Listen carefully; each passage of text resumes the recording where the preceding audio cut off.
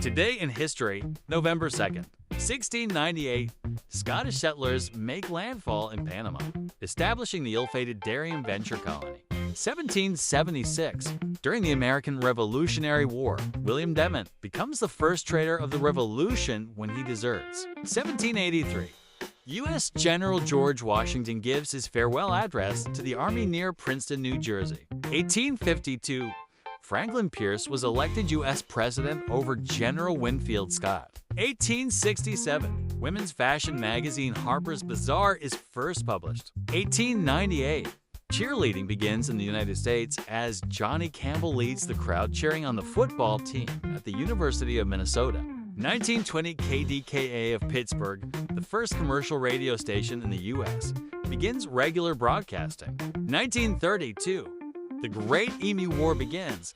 Australian soldiers armed with Lewis guns seek to cull the emu population over crop destruction in the Campion District, Australia. 1947, Howard Hughes flies the Spruce Goose, a huge wooden airplane, for the first and last time. 1957, the Levelland UFO case occurs in and around the small town of Levelland, Texas. The case is considered by ufologists to be one of the most impressive in UFO history, mainly because of the large number of witnesses involved over a relatively short period of time. 1967, it's the first appearance of the Wrecker and his enchanted crowbar when Thor number 148 hits the stands.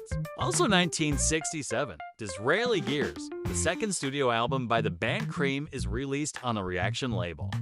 The album was recorded in May 1967 at the Atlantic Studios in New York City and features the two singles Strange Brew and Sunshine of Your Love.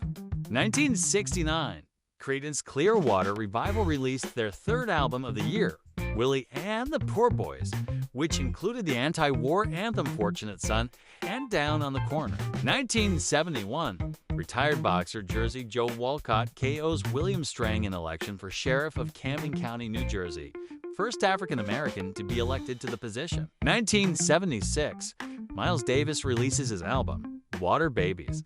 The album compiled music Davis recorded in studio sessions with his quintet in 1967 and 1968. 1993, The Yellow Shark, an album of orchestral music by Frank Zappa, is released on the Barking Pumpkin label. It was the last Zappa album to appear in his lifetime.